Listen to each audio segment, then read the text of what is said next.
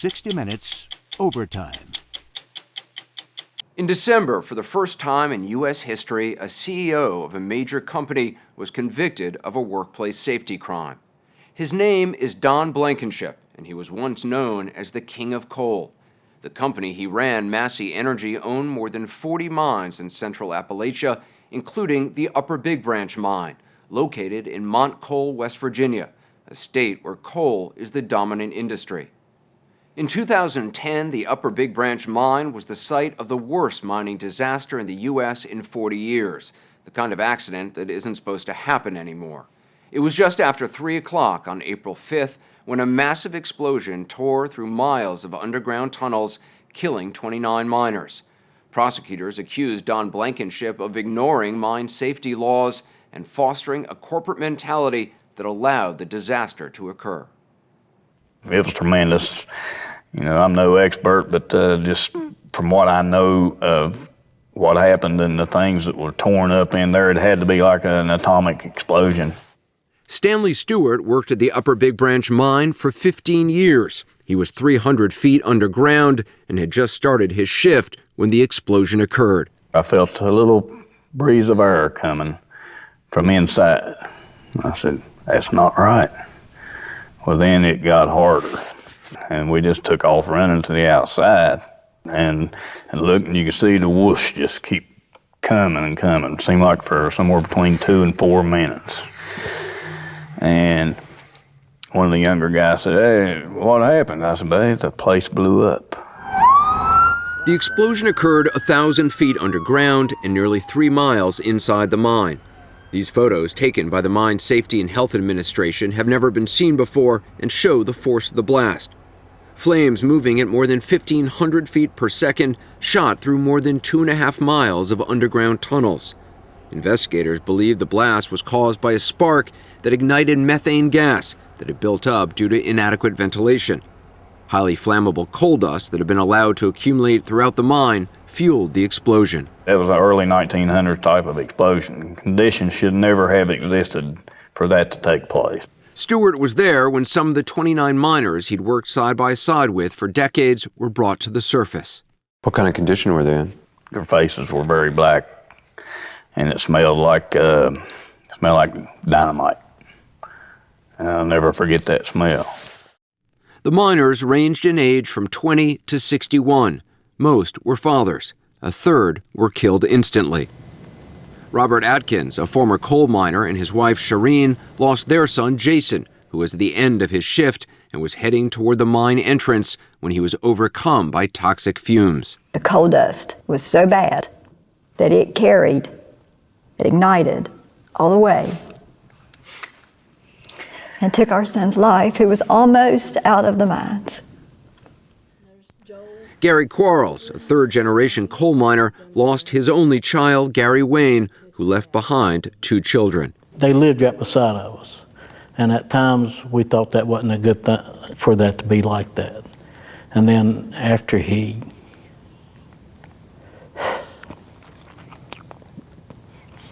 got killed, I said, that was a good thing. Gary says he and his son never talked about safety issues in the mines, but Gary knew all about Massey because he'd worked there as well. I knew how they operated. They didn't know nothing but to lie, cheat, and outlaw. That's the way they done things. This was a coal mine and a company that was, it's not an exaggeration to say, run as a criminal enterprise. Assistant U.S. Attorney Steve Ruby led the prosecution against Don Blankenship, along with the U.S. Attorney for West Virginia, Booth Goodwin. This can be likened to a drug organization, and the defendant was the kingpin. The defendant, Don Blankenship, had for decades been one of West Virginia's most influential and powerful figures. The CEO of Massey Energy, the largest coal producer in Appalachia, he employed 5,800 people and operated more than 40 mines. Blankenship wouldn't do an interview with 60 Minutes, but prosecutors say for years he condoned and tolerated safety violations for the sake of profit. Right up until the time the Upper Big Branch mine blew up, that was the way that the company ran because everybody understood that was the way Don Blankenship wanted it run. That was the corporate mentality that he instilled in this company. That was the culture that existed. Profits over safety. Profits over safety. He set the tone. He set the corporate culture. Despite receiving daily reports of the high number of safety violations, prosecutors argued Blankenship did little to correct them because Upper Big Branch was a big moneymaker for Massey, earning more than $600,000 a day, and Blankenship's pay was directly tied to every foot of coal mined. In his last 3 years at Massey, Blankenship's total compensation was more than $80 million. The men and the women that we talked to who worked in this mine said that it was absolutely understood, it was expected, that if you worked at that mine, you were going to break the law in order to produce as much coal as possible, as fast and as cheaply as possible. Everything was produce. It didn't make any difference of the dangers. It didn't make any difference if you had to take shortcuts. It was all about put the coal on the belt. Bobby Pelley was the only female miner at Upper Big Branch. She wasn't working the day of the explosion, but her fiancé, Boone Payne, was. He died in the blast. Bobby says she and Boone worried every day the mine was an accident waiting to happen. Everybody knew there were problems. Everybody knew there were safety issues. Absolutely. We all knew. Was there enough air in the mine? Our section never had air. Ventilation is critical to mine safety because fresh air carries explosive coal dust and methane out of the area where miners work. Without adequate ventilation and proper cleanup, coal dust accumulates and is not only highly flammable, it can cause black lung disease, which most of the miners killed in the explosion were later found to have. A lot of times we wouldn't have any ventilation at all. You couldn't see your hand in front of your face. Really? You could not see your hand in front of your face? Could not see your hand in front of your face. And that's because there's not air movement, fresh air moving through. Right. It's all dust. All dust. This is what's called a dust pump. As part of their case, prosecutors showed jurors the pumps miners were supposed to wear to measure their intake of coal dust. But at Upper Big Branch, Bobby Pelley says they were routinely instructed by their bosses to cheat on the test by hanging the pumps in the fresh air. So your measurements, when they were tested, came in compliant with the law. Federal mine inspectors visited Upper Big Branch almost daily, but prosecutors say the mine had an illegal advance warning system in place.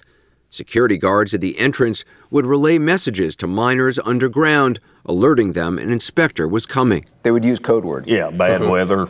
They would say it's bad weather. Mm-hmm. Which means we'll let you know if he's coming your way or going some other way. So you would get word from above that, okay, an inspector's coming, they would use code words, and then you would basically clean up your area to make it look right. Mm-hmm. Yeah. Upper Big Branch was a non-union mine. Inspectors were the only people miners could turn to for help, but they say word was out they shouldn't be seen talking to inspectors. Was there fear about speaking up? If you wanted a job, you kept your mouth shut. Me, like a lot of other miners, mining is about the only industry. It's the biggest industry in the state of West Virginia. You have children. You want them to have. You want to provide for them. I was a single mom. You needed that job. I did the best I could. We did the best we could for our families. The guys did as well. Some of the stories that they have to tell are horrifying. Being forced to work without enough fresh air, being forced to work in water up to their necks, miles underground, being forced to work in areas where the roof and the walls of the mine were falling in around them. Prosecutors say Blankenship was aware of all these safety problems because he was a micromanager who had oversight over every aspect of Massey mines, personally approving every hire, hourly raise, and capital expenditure. He wanted everybody in that company to know that he was in charge. Do it Don's way. I expect you to do exactly what I tell you to do when I tell you to do it. That was his message to his managers. Absolutely, time and again. And that's on tape. This game is about money. That message was repeatedly emphasized by Don Blankenship in phone conversations with mine managers he secretly recorded on these machines he installed in his office. I want you to take a deep breath. I want you to listen carefully. You ready? Yes, sir. Being a group president and/or someday being a VP of Massey or president of Massey requires that you be focused on dollars. He sent terse, handwritten notes and memos to managers criticizing them for high costs and low coal production. "You have a kid to feed," he wrote. "Do your job." "Pitiful. I could Khrushchev you." And, "In my opinion, children could run these mines better than you all do." The bosses were under pressure. They were under tremendous pressure. To keep mining, keep getting coal. Keep mining right. And they carried out his orders to the T. They treated the people under him as he treated them. I mean, he talked to them like they were dogs. They, in turn, talked to the superintendents or the section foreman, whatever, like they were dogs, and kept that pressure applied to force these people to do his will.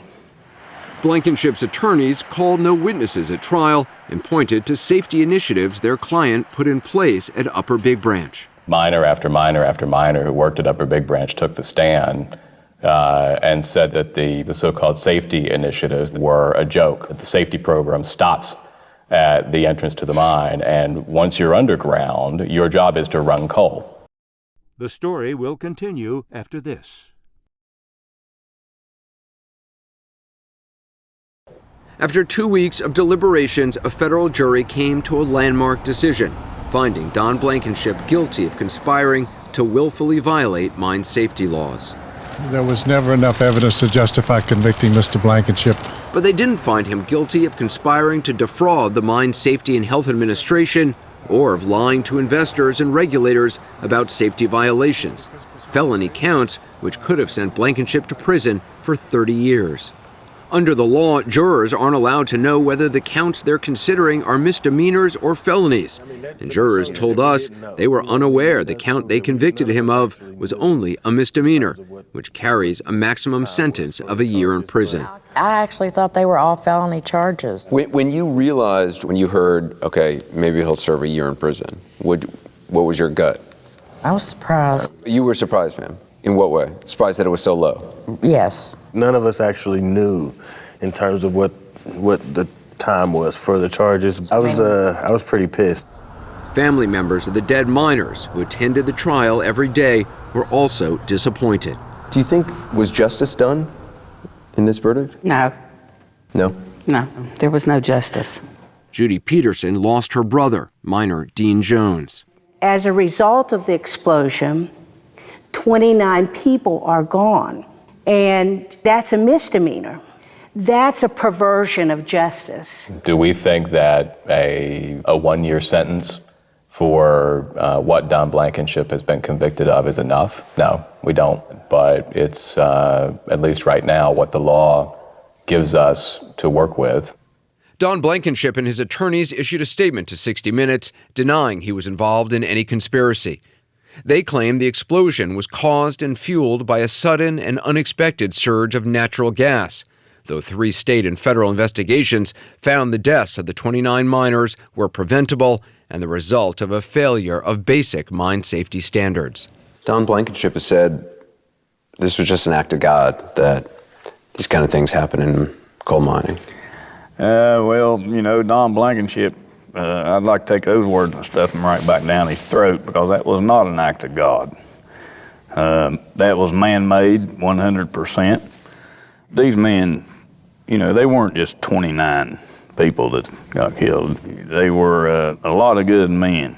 And they deserve better than what they got. Yeah, they deserve much better than what they got.